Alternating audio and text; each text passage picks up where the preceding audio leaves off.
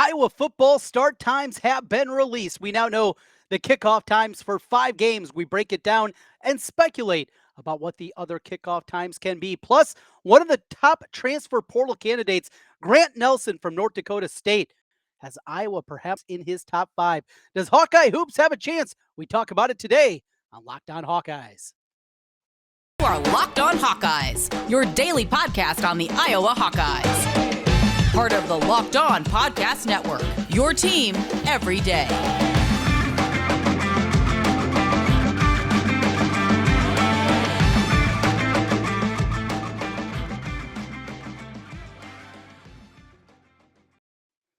Hey, welcome in. I'm Trent Condon, and this is the Locked On Hawkeyes Podcast. Thanks for making Locked On Hawkeyes your first listen every day. We're available wherever you get podcasts. You can also find us on YouTube.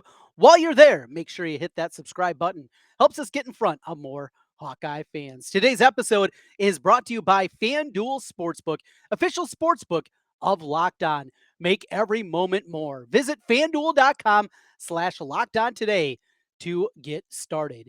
Kick things off with some news today as we got kick times for a number of the Iowa football games coming up this season, and one of the more anticipated years here recently for Iowa football, and some good kickoff times, I believe, the way that the schedule makers came together for this. So we've known now for a couple of weeks that the road trip to begin Big Ten play on September 23rd as they take on Penn State. That was going to be a night game on CBS. It was initially said that'll be a 7 o'clock kickoff. They moved it back a half hour. So it'll be a 6:30 kickoff now on CBS for that one. I mean, how cool is it going to be to hear the CBS college football theme music playing leading into Iowa, heading to a whiteout? You remember the last time the Hawkeyes played a whiteout in 2009?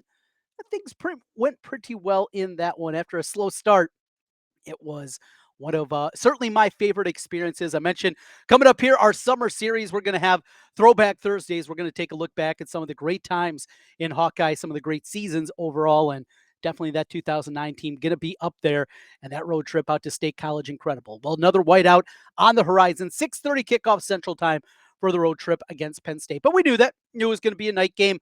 More kickoff times were announced, though. Some interesting nuggets here, some things that are a little bit different. So ones you definitely want to keep an eye on.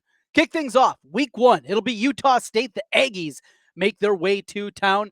We will preview Utah State this summer. We will preview everybody that Iowa football gets ready to play throughout these summer months. But an opener, 11 a.m., FS1, fine.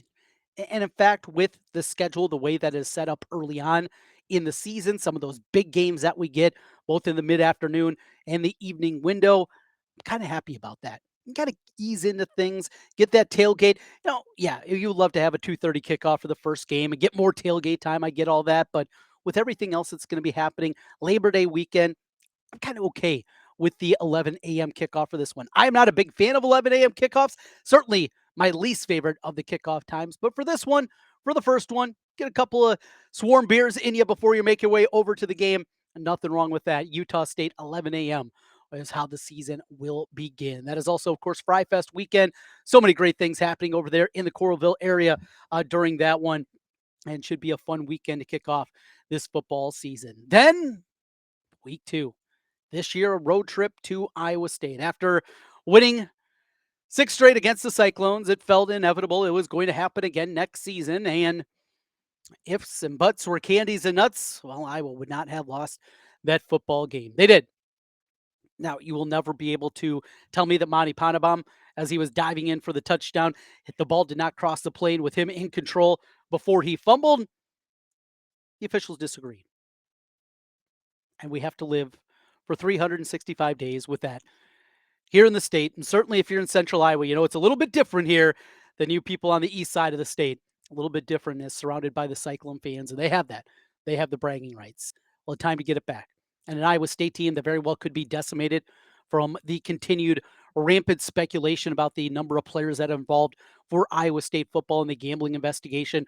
We talked about it from the Iowa angle, but there continues to be talk of really big names, potentially 4 or 5 starters for Iowa State football that are involved in that investigation. If that's the case, Iowa's got a great shot to go on the road and get yet another win against the Cyclones over in Ames. That will be a 2:30 kickoff, and it will be a Fox game. That's right, Big Fox will have that one. 2:30 kickoff. Love the mid-afternoon kickoff times. Remember the rain delay game from a couple years back? I believe that was also a 2:30 kickoff. If memory serves, maybe it was 3 o'clock. A little bit hazy that day, and long time sitting in the bowels of Jack Trice Stadium waiting for that one to get back started. But oh, how fun it was in the end. And the fumbled punt, it's two Cyclone players collided, leading to the fumble recovery in Iowa.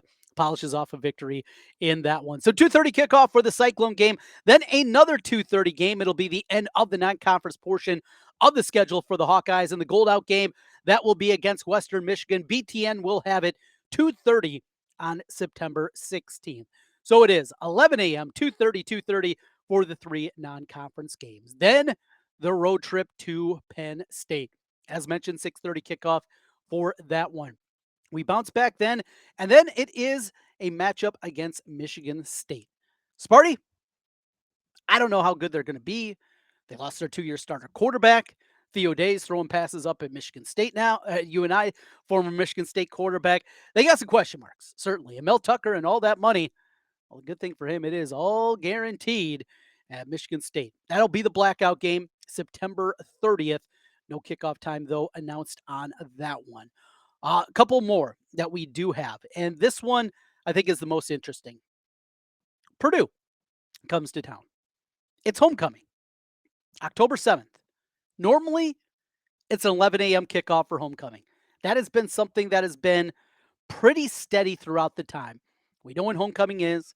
We know it's going to be an 11 o'clock kickoff. Not the case this season. So if you're somebody that comes back for just one game a year, maybe it is only the homecoming game. And I know plenty of people that is something that they do every single year. People that live a bit further away or just can only make it over for one reason or another to one football game a year. Well, that right now is going to be either a 2:30 kickoff, 3 o'clock, or 6:30. Doesn't help you out a ton. I get that. The other game happening that weekend is Michigan, Minnesota.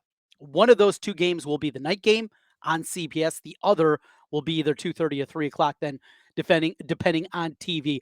Now, I would anticipate Minnesota, Michigan is going to get that night game spot.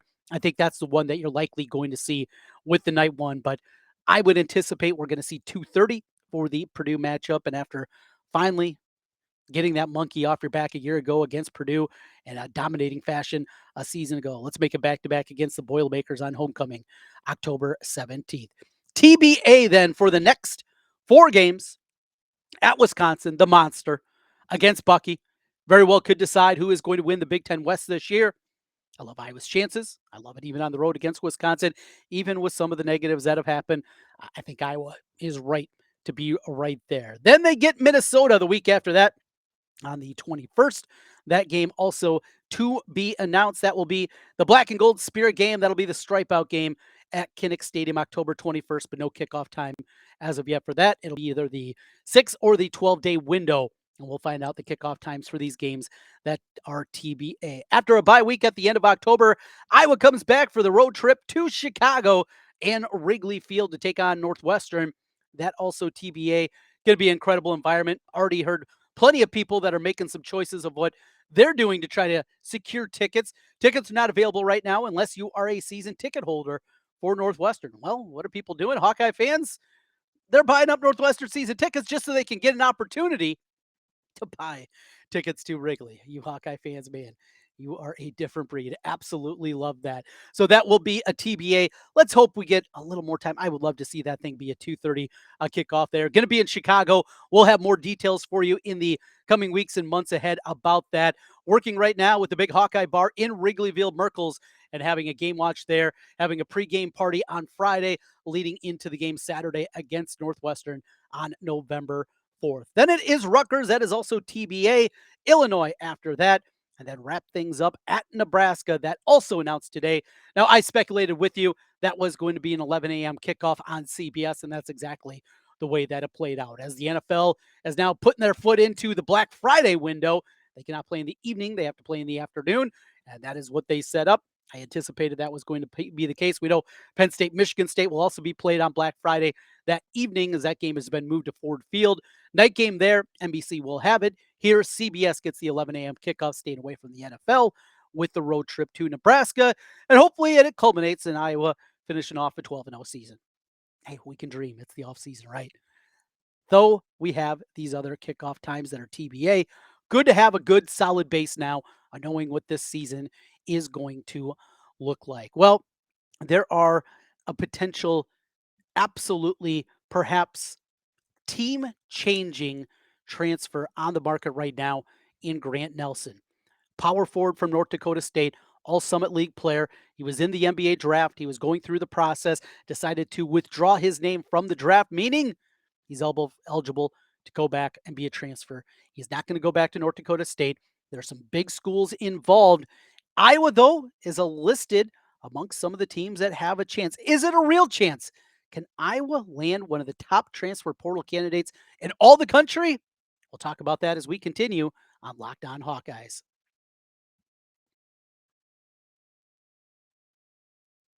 Today's episode of the Locked On Hawkeyes podcast is brought to you by FanDuel. Make a fast break to FanDuel during the NBA Finals, because right now, new customers, you can get a no-sweat first bet up to $2,500, $2,500. Incredible. That's $2,500 back in bonus bets if your first bet doesn't win. I've been on FanDuel now for a number of years. Great promotions every single day. You like to hop on the same game parlay trade? They got you covered on that one. Individual player props, team props, you name it, they have it. And it's not just the NBA or Major League Baseball. Tons of futures out there already for college football. Heck, we got college baseball as Iowa gets ready for the NCAA tournament. They have odds on that, all on a safe and secure app where you get paid instantly. No better place to bet on all the playoff action than America's #1 sportsbook. Visit FanDuel.com/LockedOn and get a no-sweat first bet up to $2,500. Again, FanDuel.com/LockedOn. FanDuel, official sports betting partner of the NBA. Trent Condon back with you once again on the Locked On Hawkeyes podcast. Thanks for making Locked On Hawkeyes your first listen every day. As we roll through here, plenty to get into. Great to get those football start times. Let's now talk about Grant Nelson. Grant Nelson, a top-level transfer target. In fact, right now at 24/7 Sports, he is rated, for guys that have already committed, guys that have been in the portal at any point here, as the #3 player that has entered the transfer portal all season long. I mean, that tells you a ton about what he is. Well, here's the thing. A lot of the options have dried up. A lot of teams right now are full in their scholarships. A lot of these teams have already put together everything that you anticipate they're going to be. And because of that, they don't got any scholarships available. And that means maybe that gives Iowa a little bit of an advantage. So earlier today, there was a tweet put out talking about the short list for Grant Nelson. This comes from Trilly Donovan. And you see Trilly Donovan and you kind of roll your eyes. I mean, what kind of goofy name is that? What Trilly Donovan? What's that going to? Well, this guy is well respected. He has been at the forefront of a lot of portal news, a lot of basketball, college basketball news in general. So this is a guy that has a little bit of a know.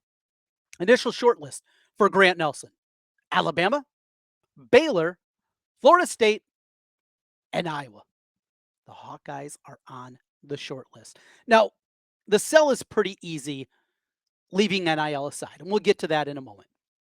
The sell is easy.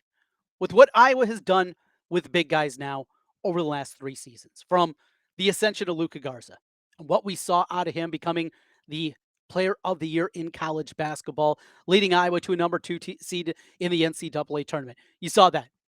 Just the impact that he was able to make in Iowa's system and the way that they play, and the ability for a big guy to not just go down to the block or not just be a guy that's out front setting screens. No, you're going to be involved in the offense. We are going to build around you. It's an easy sell. But it wasn't just one guy that they did it with. Then they did it with Keegan Murray, who becomes a lottery pick. And then they do it again with Chris Murray, who's going to be a first-round NBA draft pick. 3 consecutive years, 3 different guys, 3 different skill sets, yet all of them were able to find their way to be all Big Ten players, All-American honors, NBA draft picks. That's what Iowa has been able to deliver. That's what Fran McCaffrey has been able to deliver. And Grant Nelson is a player that can beat you in a myriad of ways. Very smooth with the ball as a ball handler at 6'10". He's a guy that handles it a lot better than he looks like, plus athleticism. He is a shot blocker. He is a very good rebounder.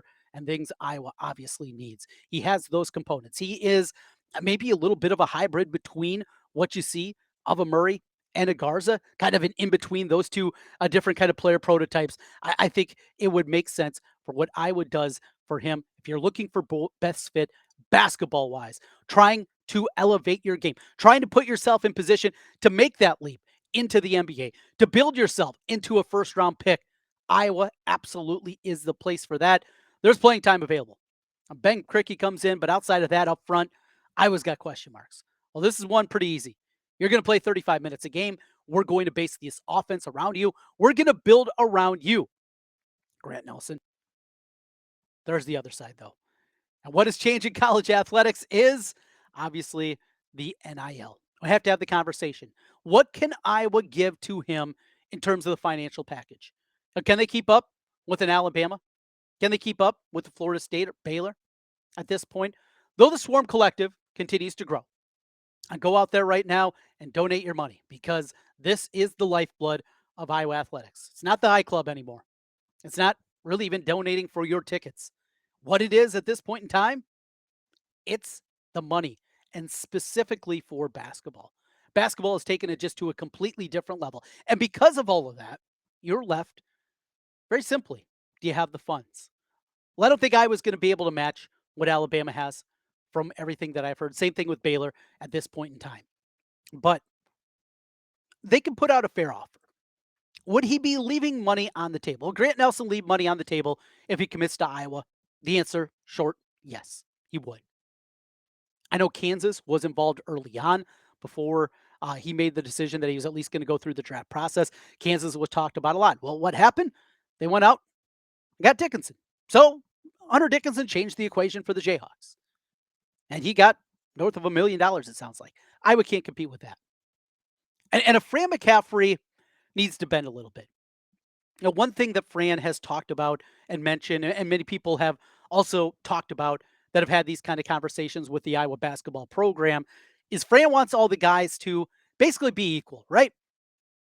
I don't want player X to come in, be it as a freshman or as a transfer, and he's going to be making 5, 10, 20 times the amount of money as the other players. Now, are there going to be opportunities for certain guys that are going to make more? No doubt about it.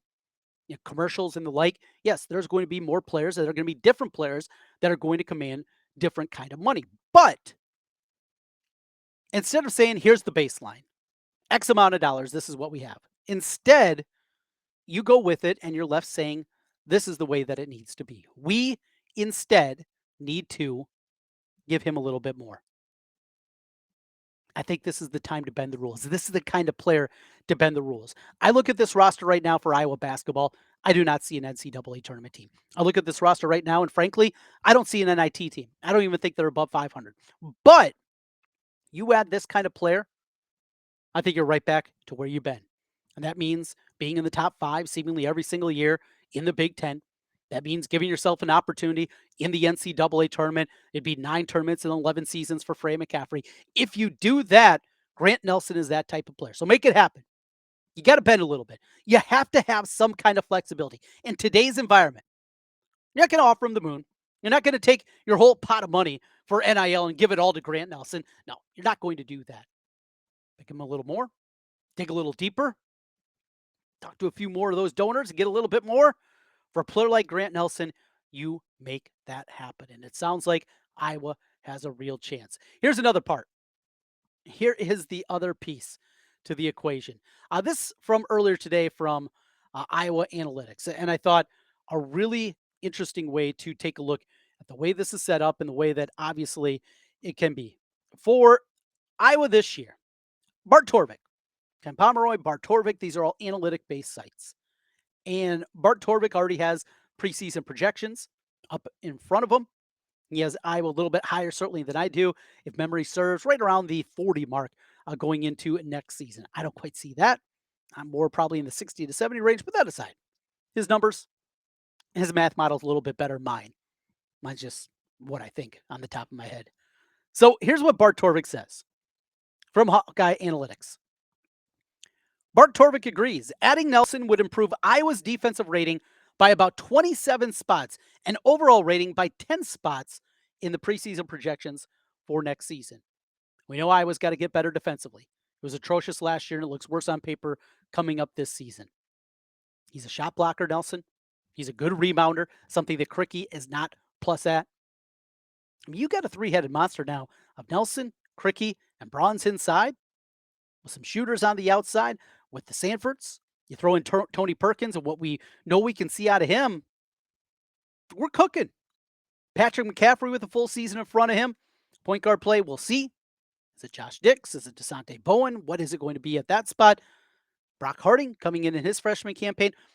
This would change my excitement level to a completely different level.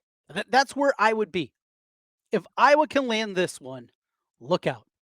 You think my hype train's pretty big for Iowa football? I'm going to be jumping on board. Fran, make it happen. We finish things up on the other side. A quick peek ahead as Iowa prepares for the NCAA Tournament in baseball. That's right around the corner. Hawkeyes, North Carolina, get things started as we continue on Locked On Hawkeyes.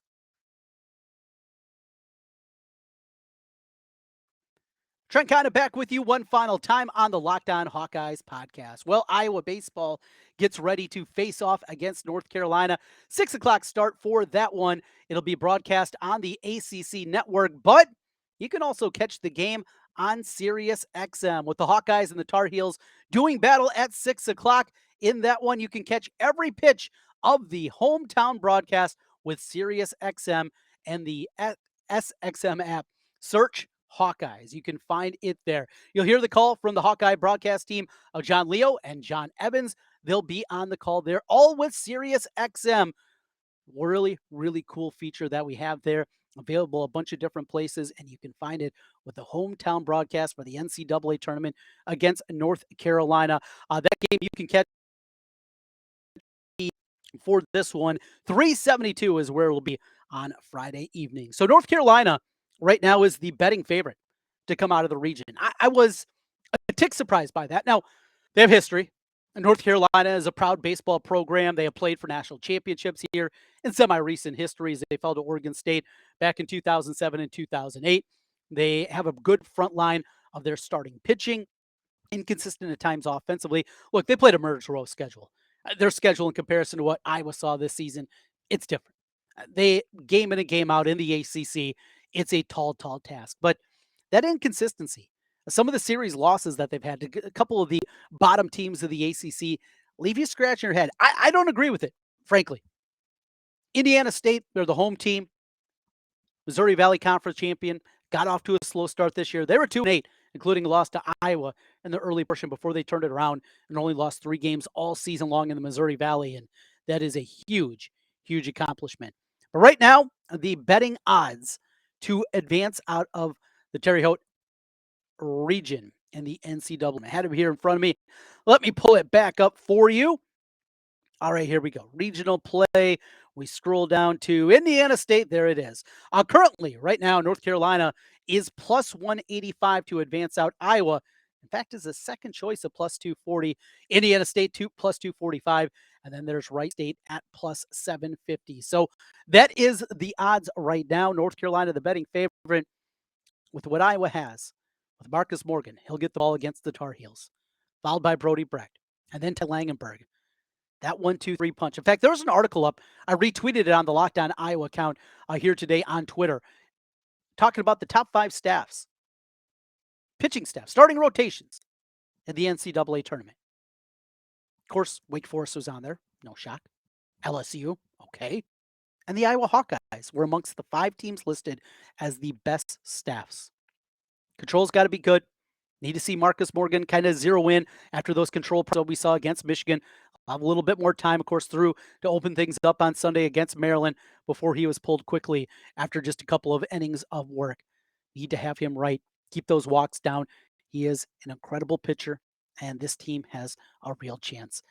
You don't have to win the first game. It's double elimination, but it feels like you got to win this first game. If I was going to advance to the Super Regional, take on Arkansas, take on TCU, whoever it is that comes out of the Fayetteville region. Arizona is also there along with Santa Clara. Whoever it is, what you're going to have to do is you need to keep those walks down. We'll dive into that a little bit more later in the week. Iowa baseball in the NCAA tournament, it just feels right. Feels like what Iowa baseball certainly should be. We are out of time. Everydayers, we got you covered coming up here later in the week. A lot more football talk after the big news, and we'll continue to search. Can we find out more? Does Iowa have a chance with Grant Nelson? We'll continue to work, see if we can get more information here for you. As always, thanks for making Locked On Hawkeyes your first listen every day. Available wherever you get your podcasts, and you can find us on YouTube. While you're there, it just takes a second. Hit subscribe. Helps us get in front of more Hawkeye fans. If you're on the podcast side, 5-star reviews, that's what we're looking for. Always a big thank you to all of you. We'll talk to you again tomorrow. Go Hawks.